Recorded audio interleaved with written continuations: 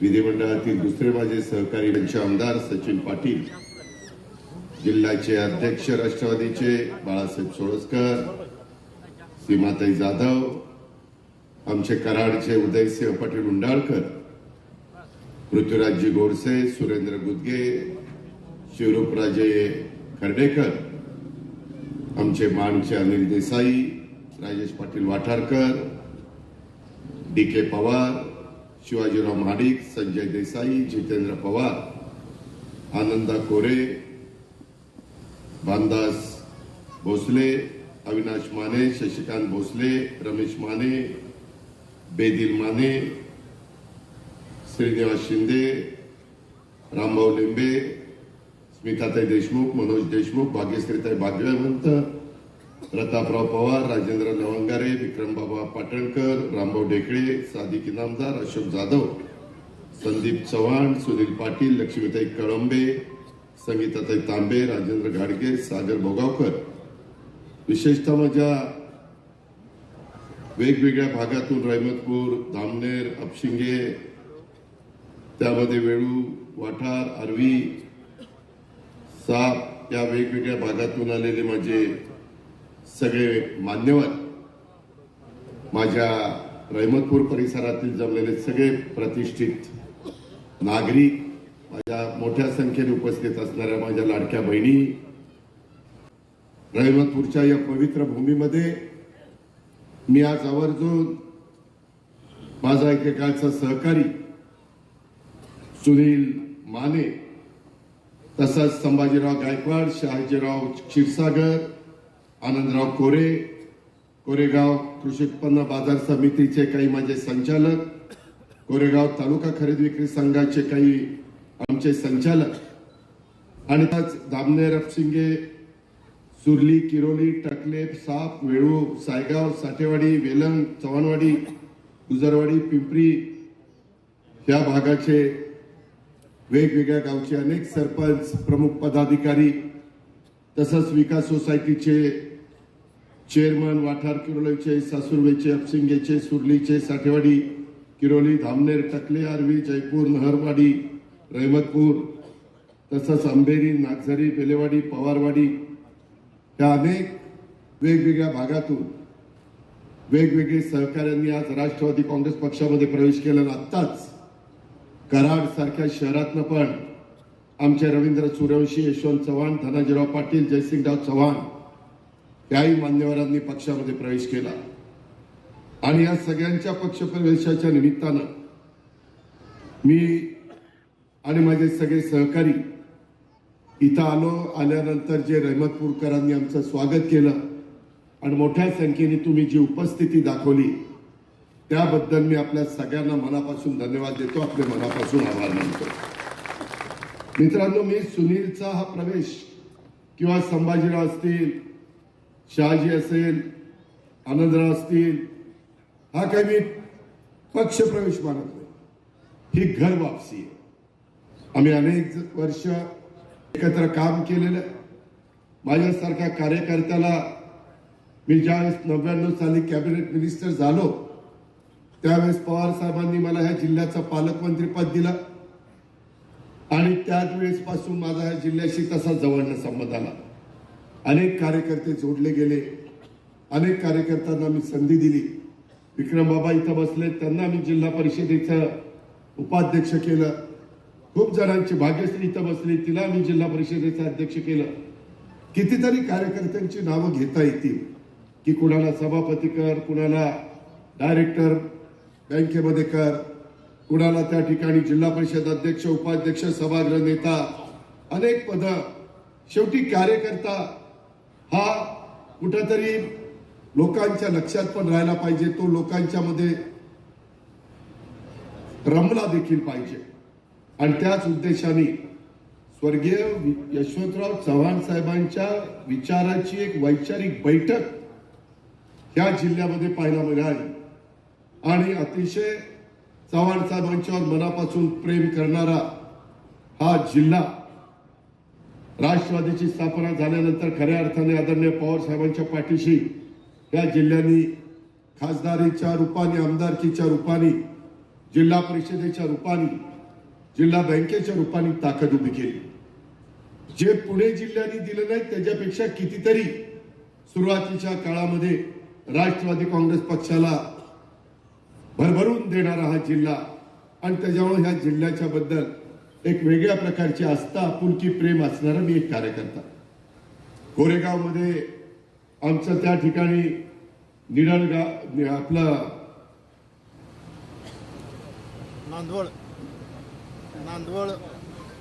नांदवळ नाही, निडळ ह्याला आलं आपल्या खटाव तालुक्यात. निडळ पहिला आलं होतं, मी चुकून माझ्या तोंडात निडळ आलं. निडळ, धामनेर, आपलं लोधावडे ही गावं संत गाडगे बाबा ग्राम स्वच्छता अभियानामध्ये पहिली आलेली गावं.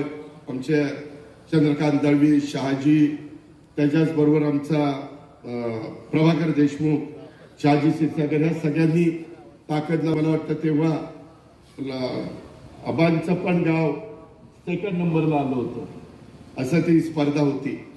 पण नांदवळ हे आमचं गाव. मला माझे आजी आजोबा सांगायचे, कधीतरी आपली पिढी नांदवळवरून जिरायत भाग होतात, कामाधंद्याच्या निमित्तानं काहीतरी आपल्याला पुन्हा मोठं उभं करायचं ह्या उद्देशाने बारामतीला, काटेवाडीला स्थायिक झाली पाहिजे. तुम्ही जिल्हा बँक असेल, स्वर्गीय आर पाटील, भुजबळ साहेब, विजयसिंह मोहिते पाटील, काँग्रेसनी, राष्ट्रवादीनी सरकार बनवलं. त्यामध्ये वेगवेगळी विचारधारा होती.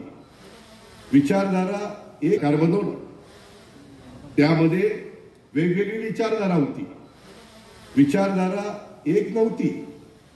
काँग्रेसची, राष्ट्रवादीची विचारधारा साधारण सारखी, पण शिवसेनेची वेगळी होती. ते सगळ्या महाराष्ट्राने मान्य केलं.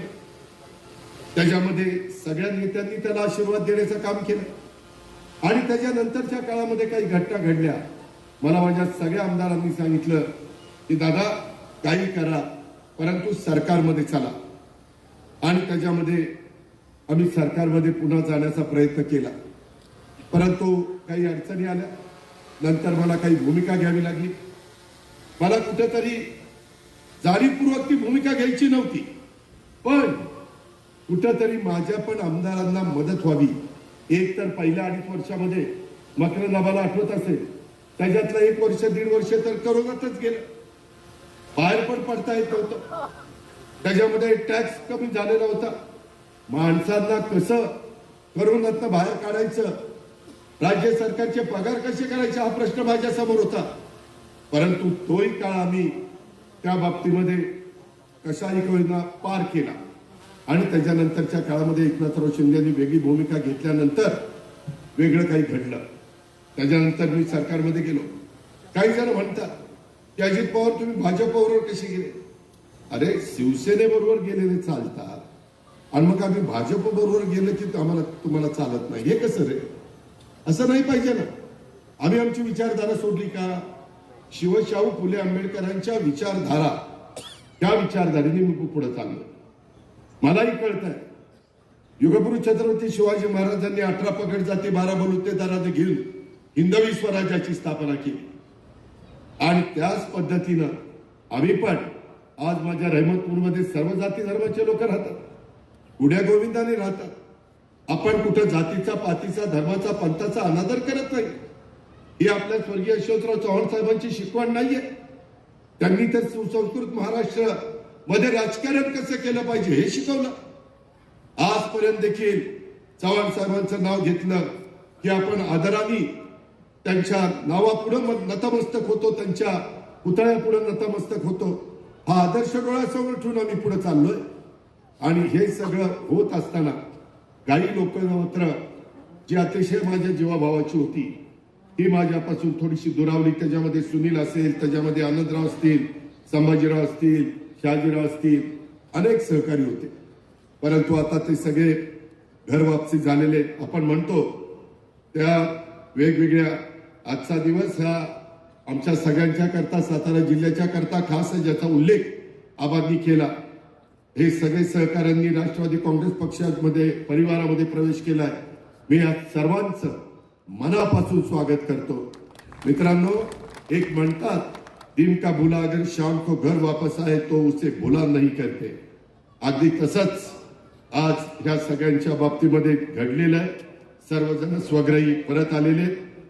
आज या सगळ्यांची आणि साताऱ्याची मातीशी घट्ट नाळ असलेले सुनील सकट हे सगळे कार्यकर्ते सामान्य जनतेच्या सुखदुःखामध्ये सहभागी होणारे आणि त्यांच्या अडीअडचणीला जाऊन जाणारे अशा पद्धतीने हे सगळे माझे सहकारी आणि त्याच्यामुळं असा हे सगळे सहकारी आज आपल्याशी पुन्हा जोडले जात आहेत याचा माझ्यासारख्याला मनस्वी अशा प्रकारचा आनंद आहे.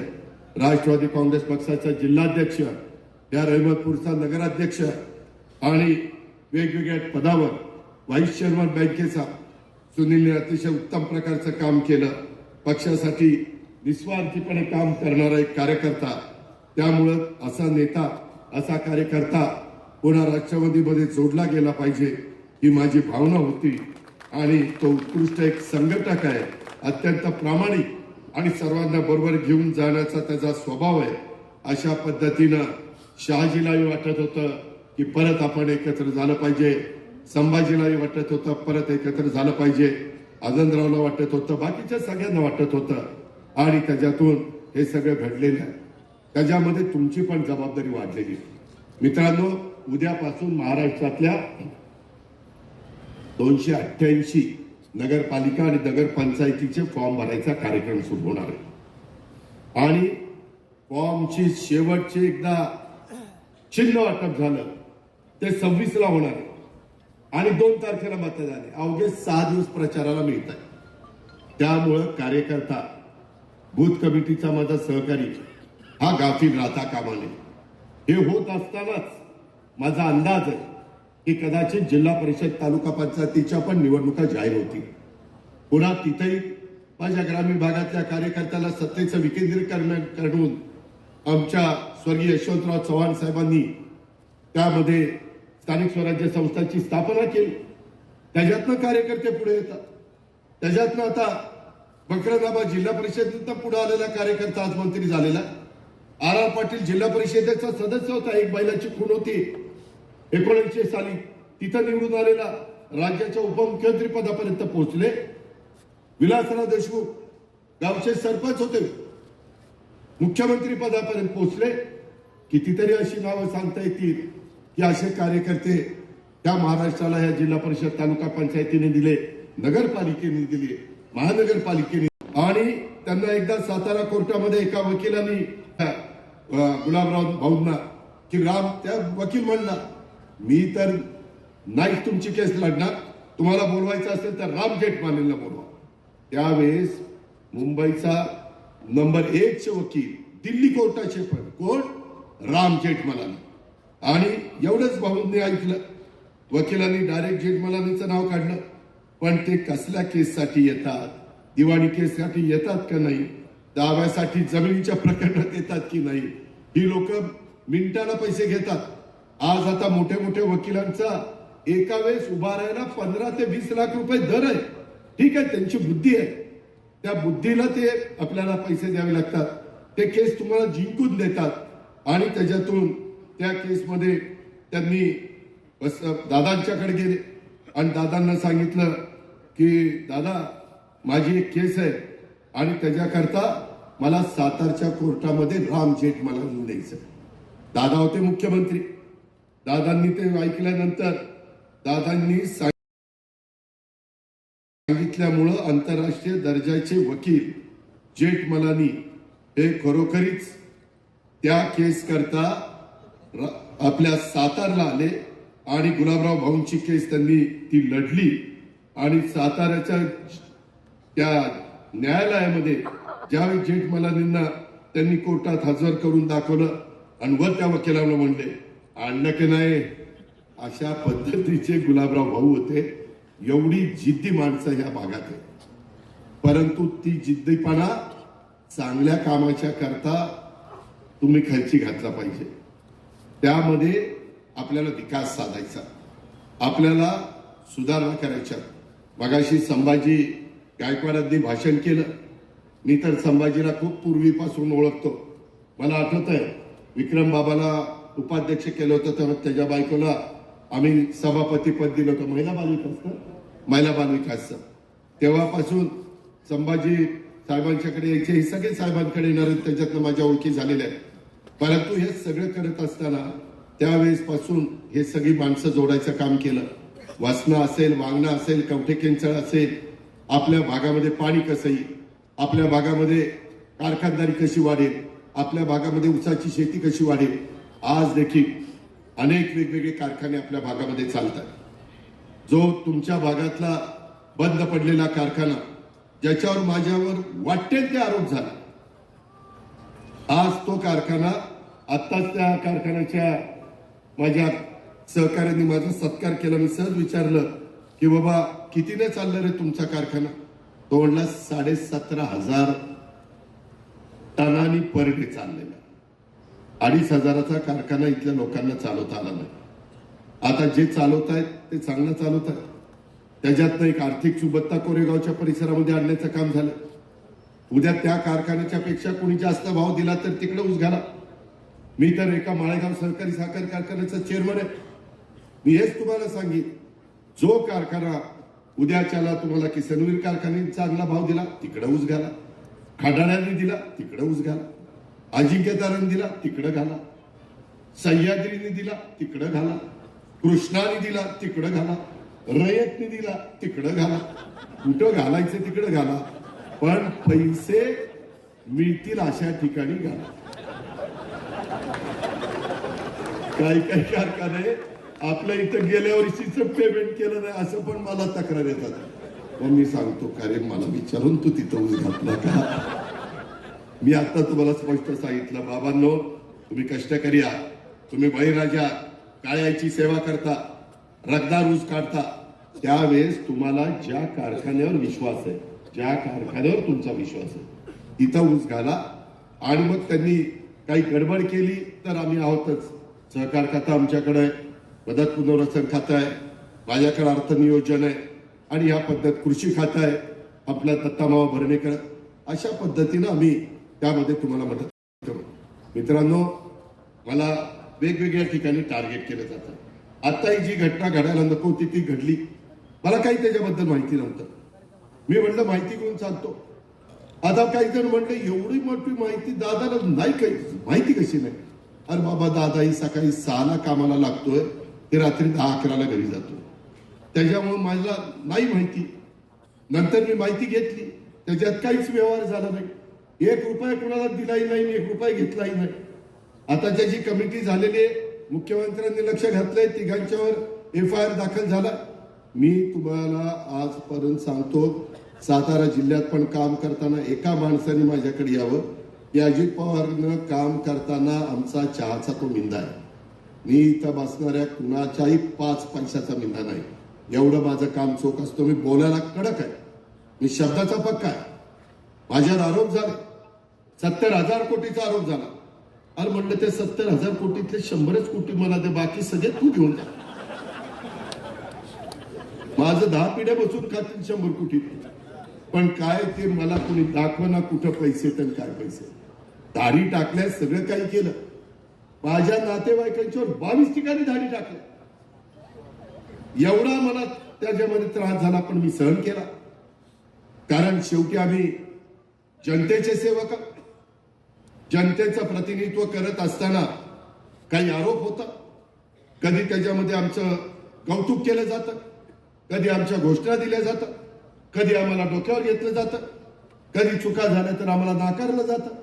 हे घटनेचे शिल्पकार डॉक्टर बाबासाहेब आंबेडकरांनी दिलेले जे संविधान आहे, जी घटना आहे, तो अधिकार तुम्हाला सगळ्यांना मिळालेला आहे. आणि ह्या पद्धतीनं आपण सगळेजण पुढे चाललोय. मित्रांनो, आज पण मी मागच्या काळामध्ये लाडक्या बहिणीच्या करता महायुतीच्याकडनं एक चांगली योजना आणली, लाडकी बहीण योजना. आम्ही शेतकऱ्यांच्या करता 3, 5, 7.5ला 3, 5, 7.5 हॉर्स पॉवर त्याला वीज माफी दिली. त्याच्यामध्ये 46 लाख शेतकऱ्यांचा फायदा झाला. आता 50 लाखापर्यंत पोहोचला. महिलांना 2.5 कोटी महिलांचा फायदा झाला.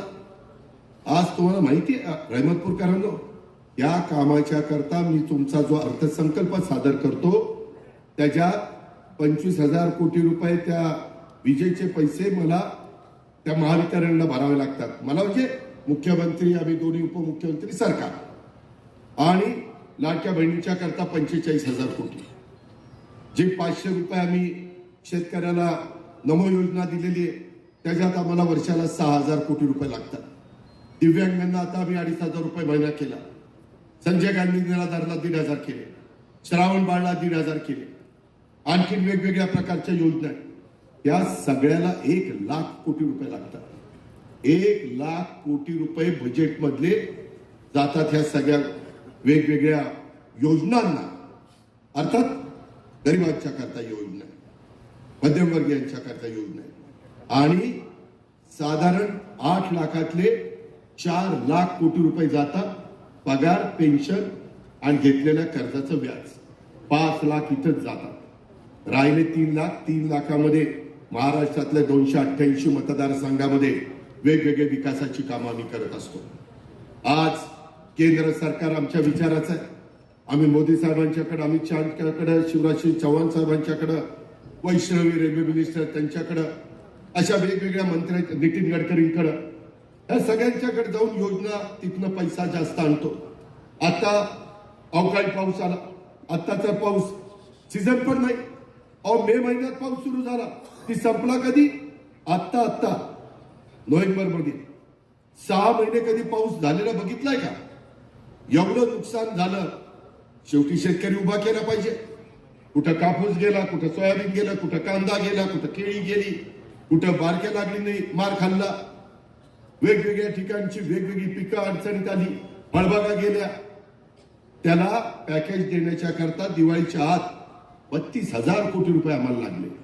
32,000 कोटी. शेतकऱ्याला तर पण उभा केलं. काहींच्या जमिनी खरडून गेल्या, काहींचे तिथं बांध फुटले, पाझर तलाव फुटले आणि परत पाऊस पडला दिवाळीनंतर.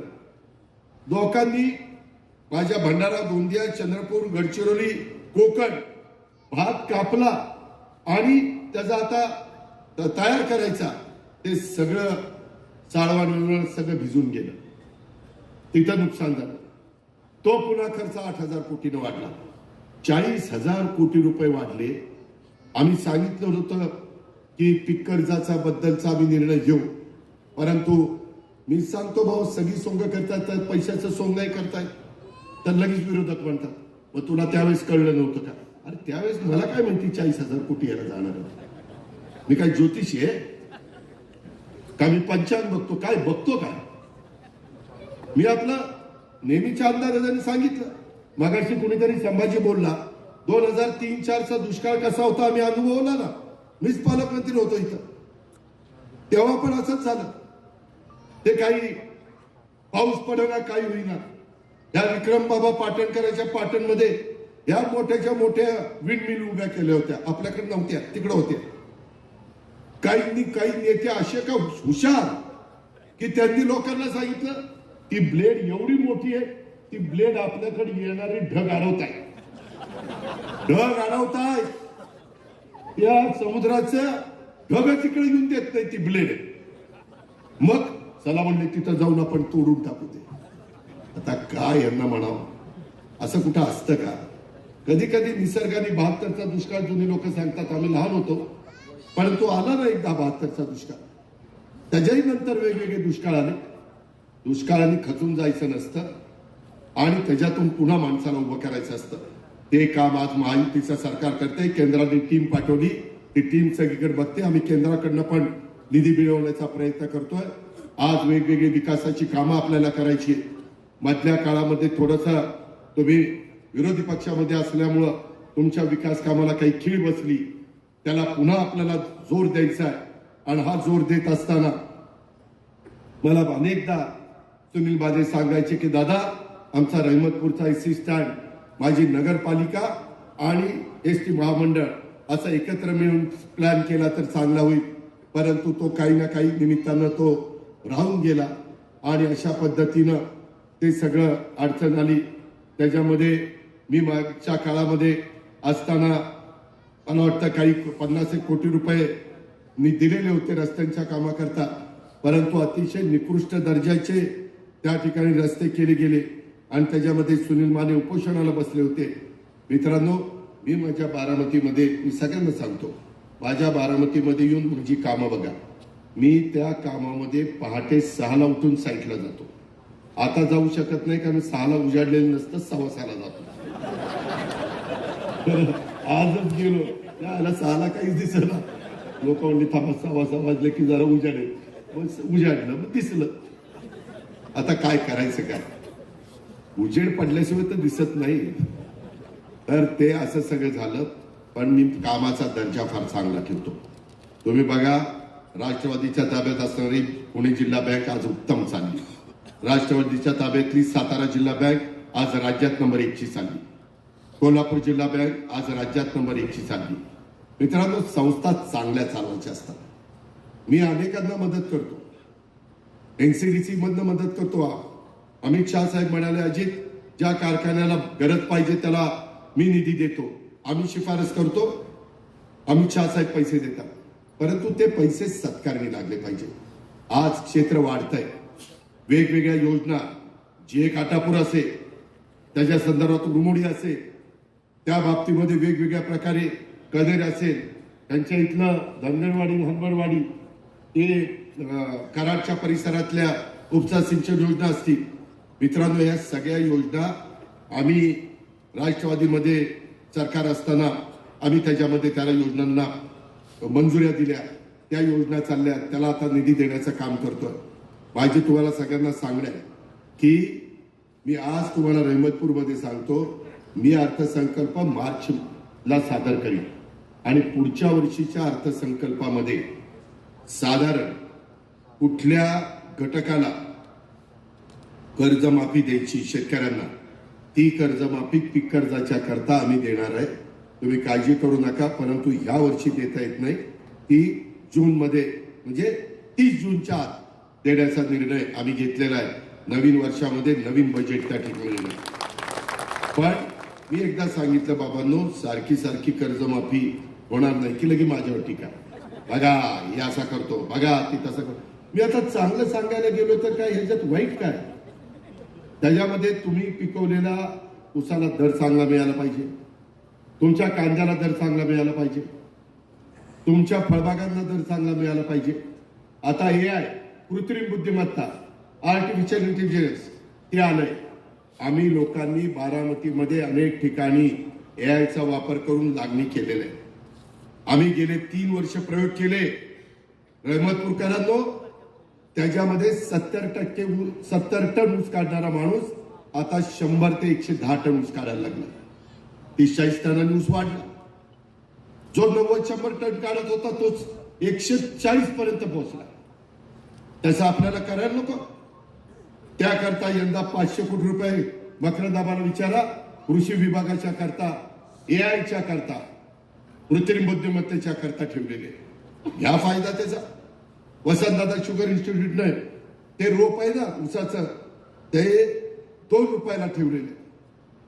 अतिशय चांगल्या पद्धतीनं, आधुनिक पद्धतीनं. आणि तुम्हाला आश्चर्य वाटेल, मी पण माझ्या शेतामध्ये तो ऊस लावला. आज दुपारी मी आईला भेटायला गेलो, तो चक्कर लगेच शेतात मारली. एकदम बेस्ट ऊस आहे, कधीतरी येऊन बघा. तुम्ही म्हणाल ही राज्याचं राजकारण करतो ना, ह्याचा ऊस कसं काय एवढा चांगला? पण त्याला AIचा वापर केला आणि त्यामधनं साधारण टनेज तर वाढेलच, परंतु मित्रांनो, हे आपल्याला करावं लागेल. काळानुरूप तुम्हाला मला शेतीमध्ये बदल करावा लागेल. आपल्या आजोबांनी, पंजोबांनी, बापांनी शेती केली तशीच तुम्ही शेती केली पाहिजे असं कुठेही सांगितलेलं नाहीये. उत्पादन खर्च कमी, खताचा खर्च कमी आणि पाण्याचा खर्च कमी आणि उत्पादन वाढवायचं, उत्पन्न वाढवायचं, टनेज वाढवायचं. हे फक्त AI त्यालाच करता येत नाही. तुम्ही कुठल्याही पिकाला करू शकता. ती टेक्नॉलॉजी जगाने मान्य केलेली आहे. ते मशीन तुम्हाला सांगतं तुमच्या मोबाईलवर की आज उसाला पाणी द्यायला पाहिजे का नाही. द्यायला पाहिजे असेल तर ते सांगतं अर्धा तास पाणी मोटर चालू करा, अर्धाच तास पाणी द्यायचं. जर जमिनीत ओलावा असेल तर ते सांगतं पाणी देऊ नका, आणि त्याच्यामुळं त्या पिकाला जेवढं पाणी लागतं तेवढंच मिळत राहतं. त्याच्यामुळं ऊस पण एकदम रगदार येतो, कांद्याच्या पातीसारखा ऊस दिसतो, टनेज वाढतं. त्या संदर्भामध्ये मी सुनीलला, संभाजीरावला, शहाजीरावला विनंती करेन की तुम्ही माझ्याकडे या. आपल्याच सातारचं, त्यांचं गाव कुठलं, नलोड्यांचं, वाडेचे नलोडे आमच्याकडे प्रिन्सिपल आहेत. त्यांनी नेदरलँडला जातात, हे सगळं ते करतात आणि त्यांचा फार त्याच्यात अभ्यास आहे. आता इथल्याच वाड्याचा माणूस बारामतीला येऊन ते चांगलं करतोय, आणि मग तुम्हाला करायला काय झालं? त्याकरता हे नितीन पाटील, जिल्हा मध्यवर्ती सहकारी बँकेचे चेअरमन, त्यांनी पण त्याच्यात 10,000 2,000 शेतकऱ्यांना 2 कोटी रुपये बाजूला काढले. मला वाटतं 10,000 रुपये प्रमाणे, 10,000 रुपये हे अनुदान देत आहे. आज VSI तुम्हाला 18,500 रुपये देतात, पहिले कुणी लावतील ते. खूप चांगल्या गोष्टी आहेत बाबांनो.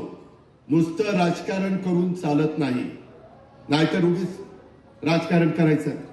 आज सुनील माने असं काय बोलला आणि अजित पवार तसं काय बोलला, आणि मकरदाबा अजिलकर असं काय करतो, आणि ती बाळासाहेब सोळच करतात काय? अरे त्यांना काय बोलायचं ते बोलतील ना. आपल्या रानातलं गाजर गवत तरी काढा, त्याच्या ते पहिलं ते रान स्वच्छ करा, तिथलं पहिलं पीक बघा. तुमची पिकं चांगली असतील तर प्रपंच होईल, मुलाबाळा चांगली चालतील. या सगळ्या गोष्टीचा बाबांनो विचार करा. आणि म्हणून माझी तुम्हाला विनंती आहे, आपल्याला त्या रस्त्याने जायचंय.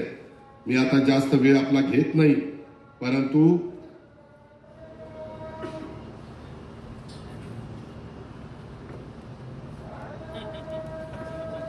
हे टीव्ही वाल्याचं फार अवघड झालं. मला ती आता चिठ्ठी आली, टीव्हीवर कार्यक्रम लाईव्ह सुरू आहे, पेट्याचा तुरा खोचा. आता मला काही डोळे असे आहेत, माझ्या पेटाचं संगोपी झालेली, खऱ्याची दुनियाच राहिली नाही. बरं मी बोललो की बघा अजित पवार कसा बोलतो, काय खरं ते बोलतो, काय चुकीचं बोलतो, मला तर काय कळत नाही. हा तर इथून पुढे असं कर बाळासाहेब, कुठं सभा असली की आरसा असायला बसचा, म्हणजे मी मतदार की काय थांबू काय जरा आजारांचा थांबू.